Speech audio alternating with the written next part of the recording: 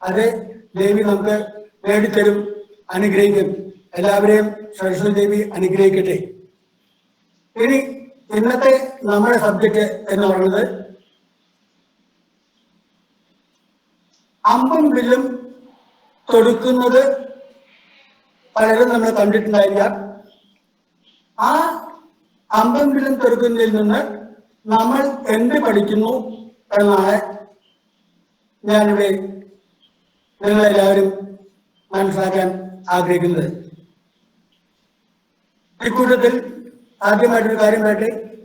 നമ്മളെല്ലാവരും നമ്മളുടെ കണ്ണും ചെവിയും വളരെ ശ്രദ്ധയോടുകൂടി ഉപയോഗിച്ചുകൊണ്ടിരിക്കണം. കാണുന്നതിൽ നിന്ന് പഠിക്കണം, കേൾക്കുന്നതിൽ നിന്ന് പഠിക്കണം. നമ്മൾ ഭാഗവതത്തിലും അതുപോലെ തന്നെ നാരായണീയം, ഭാഗവതത്തിന്റെ സംഗ്രഹിച്ച ഗ്രന്ഥമാണ് നാരായണീയം. ആ നാരായണീയത്തിലും 24 ഗുരുക്കന്മാരെ പറ്റി പറയുന്നുണ്ട്. ഞാൻ ആ ഗുരുക്കന്മാരെ പറ്റി പോയി വർണ്ണിക്കാൻ നിൽക്കുന്നില്ല, കാരണം സബ്ജക്ട് അതല്ലാത്തതുകൊണ്ട് അതിനെ വർണ്ണിക്കാൻ നിൽക്കുന്നില്ല. ആ ഗുരുക്കന്മാരിൽ നിന്ന് എങ്ങനെ നമ്മൾ ഓരോന്ന് പഠിക്കുന്നു? ആരൊക്കെയാ ഗുരുക്കന്മാര് എന്ന് ചോദിച്ചാൽ, സ്ത്രീകൾ ധരിക്കുന്ന വളകള്, മലൻപാമ്പ്, മാടപ്രാവ് എന്ന് തുടങ്ങി പലതുമുണ്ട്. തീയ് എന്ന് തുടങ്ങി പലതുമുണ്ട്. ഞാൻ ഇതിനെ കുറിച്ചെല്ലാം എന്നെ സംസാരിക്കുന്നത്, കാരണം അത് മറ്റൊരു സമയത്ത് നമുക്ക് വേണമെങ്കിൽ സംസാരിക്കാം. വ്യക്തമായിട്ട് നമുക്ക് എല്ലാവർക്കും പറഞ്ഞു തരാൻ സാധിക്കും. ഓക്കെ, ഇപ്പോ അമ്പും വില്ലും തൊടുക്കുന്നതിൽ നിന്ന് നമ്മൾ എന്ത് പഠിക്കുന്നു, അതിൽ നിന്ന് വിദ്യാർത്ഥികൾക്ക് എങ്ങനെ പുരോഗതി നേടാം എന്നാണ് ആദ്യം വിഷയം തരുന്നത്.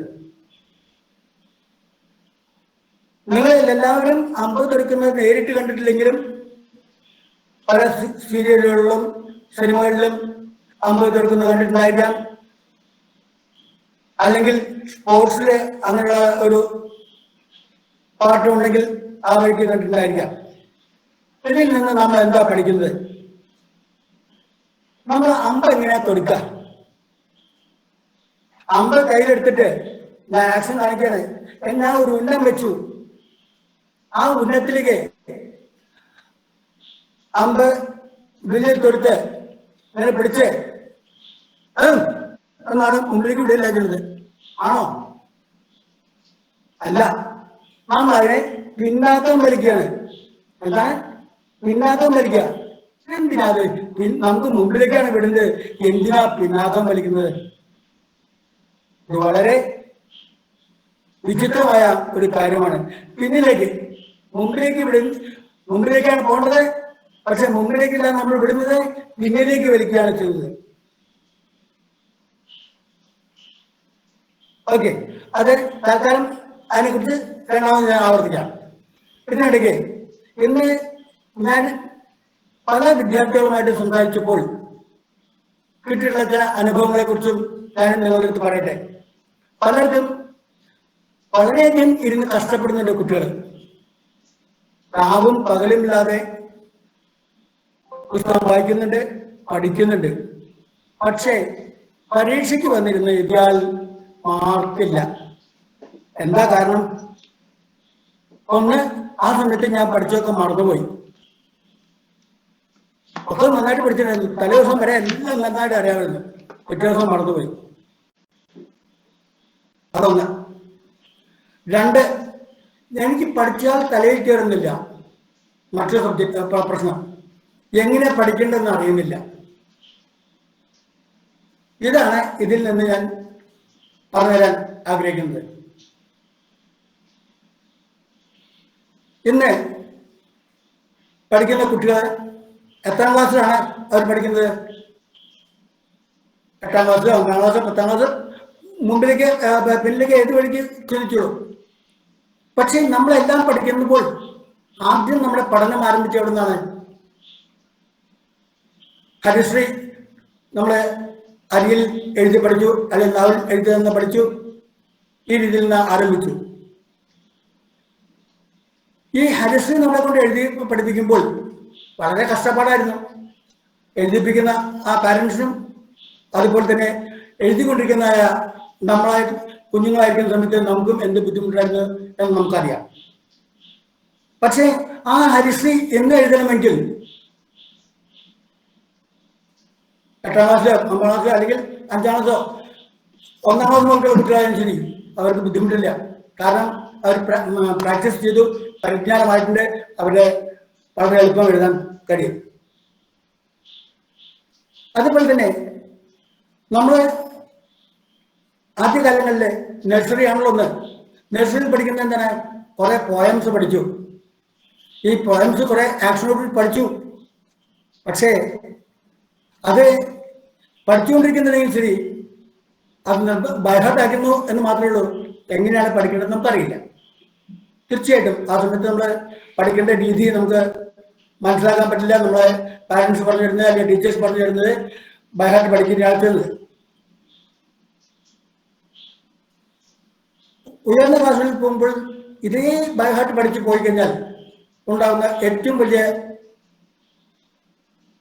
പ്രശ്നം എന്താണെന്ന് ചോദിച്ചാൽ, കുട്ടികൾക്ക് ഏതെങ്കിലും ഒരു സബ്ജക്റ്റിനെ കുറിച്ച് പരീക്ഷ എഴുതിക്കൊണ്ടിരിക്കുന്നതിനിടയിൽ ഏതെങ്കിലും ഒരു വാക്ക് മറന്നുപോയാൽ, കണ്ടിന്യൂസ് ഉള്ള ഒരു വാക്ക് മറന്നുപോയാൽ അതിനപ്പുറത്തുള്ള മുഴുവൻ മാർക്കും അവിടെ തീർന്നു നമ്മുടെ പരീക്ഷയുടെ എഴുത്ത്. എന്തുകൊണ്ട് അങ്ങനെ സംഭവിക്കുന്നു? അത് നമുക്കൊന്ന് അനലൈസ് ചെയ്യാം. ഇത് കുട്ടികൾ മാത്രമല്ല കേൾക്കേണ്ടത്, പാരൻസ് നിർബന്ധമായിട്ടും കേൾക്കണമെന്ന് എനിക്ക് ആഗ്രഹമുണ്ട്. കാരണം പാരൻസ് ആണ് കുട്ടികളെ ഗൈഡ് ചെയ്യേണ്ടത്. പാരൻസ് ആണ് കുട്ടികളെ ഗൈഡ് ചെയ്യേണ്ടത്. എന്തുകൊണ്ട് അങ്ങനെ സംഭവിക്കുന്നു? നമ്മൾ പാരൻസിനുള്ള സംഗതി എന്താ വെച്ചാൽ കുട്ടികൾ പഠിക്കണം. അപ്പൊ അതിനുവേണ്ടി നമ്മൾ എന്ത് പറയും? ഇരുന്ന് പഠിക്കട, അല്ലെങ്കിൽ ഇരുന്ന് പഠിക്കണേ. ശരിയാ, അങ്ങനെ മാത്രം പറഞ്ഞാൽ മതിയോ? അവർക്ക് അറിയണം എങ്ങനെ പഠിക്കണമെന്ന്. നമ്മൾ കൂടെ ഇരുന്ന് പഠിപ്പിക്കുന്നുണ്ട് പാരൻസ്. അതുകൊണ്ടായില്ല. ഇത് ഏറ്റവും പ്രധാനം എന്താണെന്ന് വെച്ചാൽ, ഇന്ന് 8ാം ക്ലാസ് 9ാം ക്ലാസ് 10ാം ക്ലാസ് പഠിക്കുന്ന കുട്ടികൾക്ക് അറിയാം നമുക്ക് എത്ര പാട്ടുണ്ട് പഠിക്കാൻ. അത് പ്രായമാർക്കും ചിന്തിക്കേണ്ടതാണ്. നമ്മൾ പഠിക്കുമ്പോൾ എത്ര പാട്ടുണ്ട് എന്ന് പറഞ്ഞാൽ, അതിവിടെ എനിക്ക് 7 സബ്ജക്റ്റ് ഉണ്ട്, അപ്പോൾ 7 പാട്ടുണ്ട്. 6 സബ്ജക്റ്റാണ്, 6 പാട്ടുണ്ട്. അല്ല, നമുക്ക് ആകെ പഠിക്കാൻ 2 പാർട്ടേ ഉള്ളൂ. എന്താണ്? 2 പാർട്ട്. ഏതൊക്കെ പാർട്ട്? ഒന്ന് ലാംഗ്വേജ് പാർട്ട്, ഒന്ന് ലാംഗ്വേജ് അതായത് ഭാഷാ പാർട്ട്, 2 സബ്ജക്റ്റ്. സബ്ജക്റ്റ് എന്ന് വെച്ചാൽ നമ്മുടെ പഠിക്കേണ്ട വിഷയ പാർട്ട്. ഇതില് ഏറ്റവും കൂടുതൽ ബൈഹാർട്ടായിട്ട് പഠിക്കേണ്ട ഒരു സംഗതി ലാംഗ്വേജ് ആണ്. ലാംഗ്വേജ് നമ്മൾ ശരിയായ രീതിയിൽ എഴുതാനും വായിക്കാനും അർത്ഥം മനസ്സിലാക്കാനും കഴിഞ്ഞാൽ നമുക്ക് ഏത് എസ്സേയും അല്ലെങ്കിൽ ഉപന്യാസവും എഴുതുമ്പോൾ വാക്കുകൾ കിട്ടും. പക്ഷേ എന്തിനെ കുറിച്ചാണ് എഴുതേണ്ടത് എന്നതാണ് നമുക്ക് സബ്ജക്റ്റ്. അതാണ് നമ്മുടെ സബ്ജക്റ്റ്, അതേ വിഷയം. ആ വിഷയം സയൻസ് ആയാലും കൊള്ളാം, സാമൂഹ്യ പഠനങ്ങളായാലും കൊള്ളാം, ഏതിനെ കുറിച്ചായാലും ശരി, അതിൻ്റെ ആ പ്രധാന കാതൽ അറിഞ്ഞു കഴിഞ്ഞാൽ നമുക്ക് ഭാഷ ഉപയോഗിക്കാൻ അറിയാം. ഈ ഭാഷ ഉപയോഗിക്കുന്നതിനിടയിൽ ആ സെന്റൻസിന്റെ ഇടയിൽ കൊണ്ടുവന്ന് ഫിറ്റ് ചെയ്താൽ പോരെ. ആ ഭാഷ എഴുതാൻ അറിയുമ്പോൾ അതിൻ്റെ ഇടയിൽ ഈ സബ്ജക്ട്സ് യഥാസ്ഥാനത്ത് കൊണ്ടത് ഫിറ്റ് ചെയ്താൽ പോരെ. അല്ലെങ്കിൽ otherwise fill in the blanks എന്ന് പറഞ്ഞ മാതിരിയല്ലേ. ഇനി മറ്റൊരു പ്രധാന പ്രശ്നം എന്താ വെച്ചാൽ, ഇതും പഠിക്കാൻ വളരെ ബുദ്ധിമുട്ടാണ് എന്നുണ്ട്. അത് എങ്ങനെ പരിഹരിക്കാമെന്നാണ് നമുക്ക് പഠിക്കേണ്ടത്. അപ്പോൾ ഒന്ന്, നമ്മൾ ഭാഷ കൈകാര്യം ചെയ്യുമ്പോൾ ഏത് ഭാഷ പഠിക്കുന്നുവോ, ഇംഗ്ലീഷ് ആയാലും കൊള്ളാം, ഹിന്ദി ആയാലും കൊള്ളാം, നമുക്ക് നമ്മുടെ മാതൃഭാഷ മലയാളം കൊള്ളാം, പിന്നെ സംസ്കൃതം പഠിക്കാൻ സംസ്കൃതം കൊള്ളാം, മറ്റേത് ഭാഷകളായാലും ശരി, ഈ ഭാഷകളിലെ സ്പെല്ലിങ്സ് മലയാളത്തിൽ സ്പെല്ലിങ്സ് വെച്ചാൽ വാക്കുകളുടെ ആ ഉച്ചാരണത്തിനനുസരിച്ചുള്ള വാക്കുകൾ. ഇംഗ്ലീഷിലാകുമ്പോൾ ABCD എന്നുള്ള ഇത്. അതുപോലെ സാൻസ്ക്രിറ്റ് ആയാലും കൊള്ളാം, ഏത് ഭാഷ, ഹിന്ദി ആയാലും കൊള്ളാം, ഏതായാലും കൊള്ളാം. ആ വാക്കുകൾ വ്യക്തമായിട്ടുള്ള രീതിയിൽ എഴുതാൻ നമ്മൾ പഠിക്കണം. ഒന്ന്, കാരണം ഇത് സംസാരിക്കുന്നത് ഇന്ന് ഡെയിലി വരുന്ന ന്യൂസിൽ കാണുമ്പോൾ പലരുടെയും അഭിപ്രായങ്ങൾ എഴുതുന്നത് കൂടി ഞാൻ വായിക്കാറുണ്ട്. കമന്റ്സ് ബോക്സ് അതിൽ എഴുതി കാണുമ്പോൾ വളരെയധികം സങ്കടം തോന്നാറുണ്ട്. അതാണ് ഇത് പ്രത്യേകിച്ച് എന്താ സ്പെല്ലിങ്സിനെ പറ്റി പഠിക്കണം എന്ന് പ്രത്യേകിച്ച് പറയാൻ കാരണം. ഓരോന്നും കണ്ടുപഠിക്കുകയാണ് ഞാൻ ചെയ്യുന്നത്. ആ കൂട്ടത്തിൽ ഇത് നമ്മൾ പഠിച്ചു കഴിഞ്ഞാൽ അടുത്ത സ്പെല്ലിങ്സ് മാത്രം പഠിച്ചാൽ പോരാ, അതിൻ്റെ അർത്ഥം, ഓരോ വാക്കിൻ്റെയും പ്രത്യേകിച്ച് അർത്ഥം അറിയണം. എന്നാൽ മാത്രമേ നമുക്ക് കമ്പോസ് ചെയ്യാൻ പറ്റൂ. ഇത് പറയുമ്പോൾ എനിക്ക് ചെറിയൊരു കാര്യം ഓർമ്മ വരാണ്. എൻ്റെ ഒരു സുഹൃത്ത് ബോംബെയിൽ ടൈപ്പ്റൈറ്റിംഗ് ഷോർട്ട് ഹാൻഡ് പഠിച്ച് വന്നു. ടൈപ്പ്റൈറ്റിംഗ് ഷോർട്ട് ഹാൻഡ് പഠിച്ച് അദ്ദേഹം നന്നായിട്ട് ടൈപ്പ് ചെയ്യും, ഷോർട്ട് ഹാൻഡ് ഭംഗിയായിട്ട് സ്ട്രോക്സ് എഴുതാൻ അറിയാം. പക്ഷേ ഒരു കാര്യത്തിൽ അദ്ദേഹം വീക്കായിരുന്നു. എന്തായിരുന്നു? ഭാഷ. ഇംഗ്ലീഷ് അറിയില്ല. ഇംഗ്ലീഷ് അറിയും, ഇംഗ്ലീഷ് പഠിച്ചിട്ടുണ്ട്, സ്കൂളിൽ 10ാം ക്ലാസ്സിൽ പഠിക്കുമ്പോൾ ഇംഗ്ലീഷ് പഠിച്ചിട്ടുണ്ട്. പക്ഷേ ഒരു സെന്റൻസ് സ്വന്തമായിട്ട് കമ്പോസ് ചെയ്യാൻ അറിയില്ല. ഇതുകൊണ്ട് മാത്രം എന്ത് സംഭവിച്ചു? അദ്ദേഹത്തിന് ഒരു ദിക്കിൽ റെക്കമെൻഡേഷനോടുകൂടി കൺസൾട്ടേഷനിലെ ഒരു ജോലി കിട്ടി. അതിന് സമയം കുറച്ച് വ്യത്യാസപ്പെട്ടില്ല. സമയം മറ്റുള്ള എല്ലാ ജോലിക്കാരും പോയി അവസാനം 12 മണി മുതൽ 8 മണി വരെയുള്ള സമയത്ത് കൊടുത്തു. അദ്ദേഹം എല്ലാവരും പോയി അതിന് ശേഷം 6 മണിയാകുമ്പോൾ എല്ലാവരും പോകും. അതിനുശേഷം അന്നത്തെ അവിടുത്തെ ഒരു ഡയറക്ടർക്ക് അറിയില്ല, ആ മാനേജറാണ് ഇയാളെ കൺസൾട്ടേഷൻ വെച്ചിരിക്കുന്നത്, വിളിച്ചു, ഡിക്റ്റേഷനെ വിളിച്ചു. ആ ഡയറക്ടർ സ്റ്റേജ് വളരെ പരിതാപകരമായിരുന്നു എന്നാണ് പറഞ്ഞത്. അദ്ദേഹം ഇംഗ്ലീഷിൽ വളരെ വിദഗ്ധനായിരുന്നു എന്ന് പറഞ്ഞാൽ വളരെ സരസമാണ്. ഉദാഹരണത്തിന് പറഞ്ഞാൽ, ഞാൻ കൊച്ചിയിലേക്ക് വന്ന് ഒരു പേന വാങ്ങിച്ച് വന്നു, തിരിച്ചു പോന്നു എന്ന് ഇംഗ്ലീഷിൽ പറഞ്ഞാൽ, I came to Kochi and purchased a pen and returned എന്നേ വേണ്ടു. പക്ഷെ അദ്ദേഹം ഡിക്റ്റേഷൻ തരുമ്പോൾ, ഇദ്ദേഹത്തിന് കൊടുക്കുമ്പോൾ വ്യാഖ്യാനിച്ചത് കുറെ കഴിഞ്ഞിട്ട് ഐ കെയിം ടു, അദ്ദേഹം ഇങ്ങനെ ആദ്യമായിട്ടാണ് പറഞ്ഞത്, ഐ കെയിം ടു കൊച്ചിൻ. പിന്നെ വീണ്ടും റിപ്പീറ്റ് ചെയ്തു, I came to Cochin to purchase. വീണ്ടും റിപ്പീറ്റ് ചെയ്തു, I came to Cochin to purchase a pen. പിന്നെ വീണ്ടും റിപ്പീറ്റ് ചെയ്തു, ഐ കെയിം ടു കൊച്ചിൻ. ഞാൻ റിപ്പീറ്റ് ചെയ്ത് ഫാസ്റ്റായിട്ട് പറഞ്ഞു, I came to Cochin to repeat purchase a pen and return. ചുക്കായിട്ട് പറഞ്ഞു. ഈ ഷോർട്ട് എഴുതാൻ വന്നിരുന്ന അദ്ദേഹത്തിനും സ്റ്റെനോഗ്രാഫർക്കും ഇംഗ്ലീഷിന്റെ നോളജ് അത്രയും ഇല്ലാത്തതുകൊണ്ട് അദ്ദേഹത്തിന്റെ പരമാവധി അറിവ് ഉപയോഗിച്ച് ഇദ്ദേഹം പറയുന്ന മുഴുവൻ കോപ്പി ചെയ്യാൻ പരിശ്രമിച്ചു. ആദ്യം ഐ എഴുതി, അതിനുശേഷം ഐ കെയിം, പിന്നെ ഐ കെയിം ടു എന്ന് പറഞ്ഞ മാതിരി ഓരോന്നോരോന്ന് എഴുതാൻ അവസാനം ഇപ്പോൾ ഒന്നുമില്ല എന്ന് പറഞ്ഞാൽ, നമ്മൾ പഠിക്കുമ്പോൾ ആ ലാംഗ്വേജ് അദ്ദേഹത്തിന് അറിയാമായിരുന്നെങ്കിൽ ഇതൊന്നും എഴുതാൻ കഴിഞ്ഞില്ല. എന്താണ് അദ്ദേഹം പറഞ്ഞത്? കൺസെപ്റ്റ് മാത്രം മനസ്സിലാക്കി, കൺസെപ്റ്റ് അതിന്റെ ഇമ്പോർട്ടൻസ് മാത്രം മനസ്സിലാക്കിയിരുന്നെങ്കിൽ ഈ സെന്റൻസ് ഫ്രീ ആയിട്ട് എഴുതി കൊടുക്കാമായിരുന്നു. അത് അദ്ദേഹത്തിന് അറിയില്ല. അതുപോലെ നമ്മുടെ കുട്ടികൾക്കും യഥാർത്ഥത്തിൽ വാക്യങ്ങൾ എഴുതാനുള്ള നോളജ് ശരിക്ക് ഉണ്ടാക്കിയെടുക്കുകയാണ് ആദ്യത്തെ ഒരു സംഗതി. ഈ വാക്യങ്ങൾ ശരിയായിട്ടുള്ള രീതിയിൽ വാചകങ്ങളും ശരിയായിട്ട് നമ്മൾ എഴുതാൻ പഠിച്ചു കഴിഞ്ഞാൽ ആ വാക്യങ്ങളുടെയും വാചകങ്ങളുടെയും ഉപയോഗിച്ച് അതിനിടയിൽ ഈ കൺസെപ്റ്റ്, അതായത് സബ്ജക്റ്റിന്റെ ഇമ്പോർട്ടൻറ്റ് പാർട്ടിലൂടെ ഫിക്സ് ചെയ്ത് കഴിഞ്ഞാൽ നമുക്ക് കംപ്ലീറ്റ് ആയി. അതായത് ഒരു വാക്കിന് പല അർത്ഥമുണ്ട്. അർത്ഥം, നാനാർത്ഥം, പര്യായം എന്ന് പറഞ്ഞ മാതിരി പല അർത്ഥങ്ങളുണ്ട്. ഈ വാക്ക് പറ്റിയില്ലെങ്കിൽ അത് സബ്സ്റ്റിറ്റ്യൂട്ട് ആയിട്ട് മറ്റൊരു വാക്ക് ഉപയോഗിച്ച് നമുക്ക് സെന്റൻസ് കംപ്ലീറ്റ് ചെയ്യാം. ഇത് നമ്മൾ ലാംഗ്വേജ് പഠിച്ചാൽ ഉണ്ടാകുന്നത്. ഇനി സബ്ജക്റ്റ് എന്ന് വെച്ചാൽ ആ സബ്ജക്റ്റ് യഥാർത്ഥത്തിൽ നമ്മൾ പഠിച്ചേ പറ്റും. അതെങ്ങനെ? ബൈഹേർട്ട് അല്ല. ഈ ലാംഗ്വേജ് ബൈഹേർട്ടായിട്ട് പഠിക്കണം. അതേസമയത്ത് സബ്ജക്റ്റ് ബൈഹേർട്ട് ആക്കരുത്. സബ്ജക്റ്റ് പഠിക്കാൻ വേണ്ടി നമ്മൾ സമയം ഉപയോഗിക്കരുത്. നമ്മൾ അതിന് ഇമ്പോർട്ടൻറ്റ് പോയിന്റ്സിനെ പ്രത്യേകിച്ച് നോട്ട് ചെയ്ത് ഒരു പുസ്തകത്തിൽ എഴുതി വയ്ക്കുക. ആ പോയിന്റ്സിനെ നമുക്ക് ഇഷ്ടപ്പെടുന്ന രീതിയിൽ, നമുക്ക് എങ്ങനെ പെട്ടെന്ന് പഠിക്കാൻ പറ്റുമോ ആ രീതിയിൽ, അതിന് നമ്മൾ തന്നെ തിരിച്ചും മറിച്ചും ഒരു പദ്യരൂപത്തിലോ അല്ലെങ്കിൽ സ്വന്തം കലാ രീതിയിൽ അതിനെ യോജിപ്പിച്ച് ബൈഹേർട്ടാക്കുക.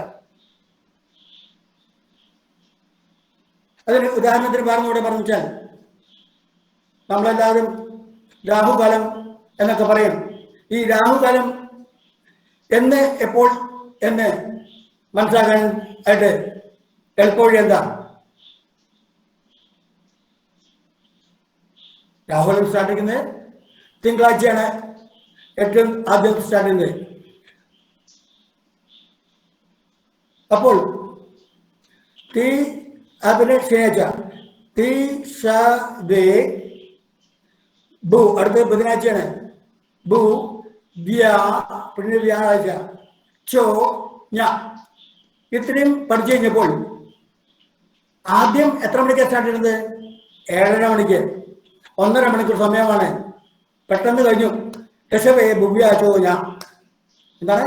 ഋഷഭേ ഭുവ്യാച്ചോ ഞ എന്ന് പഠിച്ചു കഴിഞ്ഞാൽ 1.5 മണിക്കൂർ കണക്കൂട്ടി നമുക്ക് പഠിക്കാൻ പറ്റി. എന്താ അവിടെ ഇത്? ഈ സബ്ജക്റ്റ് വളരെ ലളിതമായിട്ട് അത് മനസ്സിലാക്കാനുള്ള ഒരു വിദ്യ കണ്ടുപിടിക്കും. ഇതേപോലെ നമ്മൾ പഠിക്കുന്ന സമയത്ത് ഈ സബ്ജക്റ്റുകളെ പെട്ടെന്ന് ഓർമ്മ വരാനുള്ള രീതിയിൽ ആ പോയിന്റ്സ് മാത്രം എഴുതി വെച്ച് അതൊരു പദ്യരൂപത്തിൽ നമുക്കറിയാവുന്ന രീതിയിലുള്ള പദ്യരൂപം, അല്ലാണ്ട് യഥാർത്ഥത്തിലുള്ള പദ്യങ്ങളുടെ റൂൾസ് ആൻഡ് റെഗുലേഷൻസ് നോക്കണ്ട, എഴുതി നമ്മൾ പഠിച്ചു കഴിഞ്ഞാൽ ആ വാക്കുകൾ നമുക്ക് പെട്ടെന്ന് ഓർമ്മയിൽ വരും. ഈ വാക്കുകളെ ഈ സെന്റൻസിൽ നമുക്ക് കമ്പോസ് ചെയ്യാൻ അറിയാം. ആ സെന്റൻസുകളുടെ ഇടയിൽ ഫിറ്റ് ചെയ്ത് കഴിഞ്ഞാൽ നമ്മുടെ ചോദ്യത്തിന് ഉത്തരമായി കഴിഞ്ഞു. ഈ രീതിയിൽ ചോദ്യത്തിന് ഉത്തരം എഴുതി കഴിഞ്ഞാൽ നമുക്ക് ഫുൾ മാർക്ക് കിട്ടണം. ഇനി അടുത്തൊരു പ്രശ്നം വരുന്നത്, ഈ സബ്ജക്റ്റ് പഠിക്കുമ്പോഴും വളരെ പ്രശ്നമുണ്ടല്ലോ, അതെന്താ ചെയ്യാം? അവിടെയാണ് നമ്മുടെ അമ്പും വില്ലിന്റെ പ്രയോഗം യഥാർത്ഥത്തിൽ വരുന്നത്. നേരത്തെ ഞാൻ പറഞ്ഞു, അമ്പ് തൊട്ടുവിടാൻ വേണ്ടി വില്ലിൽ അമ്പ് അല്ലെങ്കിൽ ഞാളെ കെട്ടി പിന്നാക്കം വലിക്കുന്നു. എത്ര പിന്നാക്കം വലിക്കുന്നുവോ അത്രയും മുമ്പിലേക്കും അത്രയും ഫോഴ്സിനും മുമ്പിലേക്ക് പോകും എന്നുള്ളൊരു സത്യാവസ്ഥയാണ്.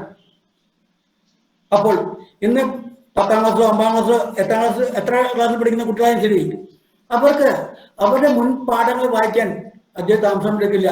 ഇപ്പോൾ 10ാം ക്ലാസ് പഠിക്കുന്ന കുട്ടിയാണെങ്കിൽ 5ാം ക്ലാസ് പുസ്തകം വായിക്കാൻ വലിയ ബുദ്ധിമുട്ടില്ല, പെട്ടെന്ന് ഗ്രാസ്പ് ചെയ്യാൻ പറ്റും. അതുപോലെ നമ്മൾ എന്ത് ചെയ്യാൻ? ബേസ് മുതൽ രണ്ടാമത് ആവർത്തിക്കാൻ. ആവർത്തനം വളരെ എളുപ്പമാണ്. കാരണം 10ാം ക്ലാസ് കുട്ടിയെ 5ാം ക്ലാസ് പുസ്തകം വായിക്കാന്ന് വെച്ചാൽ പെട്ടെന്ന് വായിച്ചു പോകും. അതായത് ഒരാഴ്ച ഉണ്ടെങ്കിൽ ആ പുസ്തകം മുഴുവൻ വായിച്ചു തരാൻ പറ്റും. അപ്പൊ ആ സബ്ജക്റ്റ് മുഴുവൻ നമ്മൾ നോട്ട് ചെയ്തു. ഈ സബ്ജക്റ്റിന്റെ ലിങ്കാണ് അടുത്ത വർഷം, അതായത് 5ാം ക്ലാസ് പഠിച്ചതിന്റെ കണ്ടിന്യൂഷനാണ് അടുത്ത വർഷം 6ാം ക്ലാസ്സില്. അതിന്റെ ലിങ്കാണ് 7ാം ക്ലാസ്സില്, അതിന്റെ ലിങ്കാണ് 8ാം ക്ലാസ്സില്, അതിന്റെ ലിങ്കാണ് 9ാം ക്ലാസ്സില്, 10ാം ക്ലാസ് തുടർന്ന് എല്ലാം ഒരു കണ്ണിയാണ്. അപ്പൊ ഈ കണ്ണി നമ്മളിൽ നിന്ന് ആദ്യമേ വിട്ടുപോവാണ്. ഉദാഹരണത്തിന് നമ്മള് മാത്സ് പഠിക്കാണ്, ആദ്യം സ്റ്റാർട്ട് ചെയ്യുന്നത് ബിന്ദു, അടുത്ത വീട്ടിലെ ബിന്ദു അല്ല, പോയിന്റ്, ലൈൻ, ആരോ എന്ന് തുടങ്ങിയിട്ടാണ് നമ്മൾ ആരംഭിക്കുന്നത്. ഈ പോയിന്റ് നമ്മൾ മറന്നു.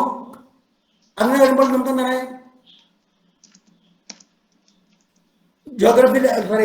ജോമെട്രിയില് തിയറം പ്രൂവ് ചെയ്യാൻ പറ്റുന്നില്ല.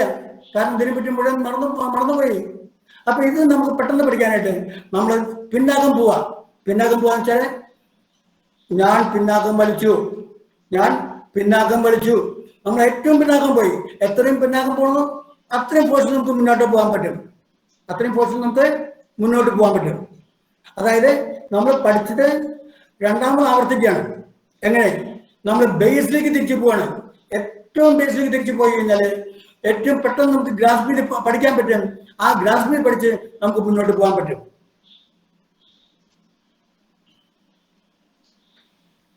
അപ്പോൾ ഇത് പെട്ടെന്ന് പഠിക്കുമ്പോൾ നമുക്ക് ലിങ്ക് കണക്ഷൻസ് നമുക്ക് പെട്ടെന്ന് കിട്ടി.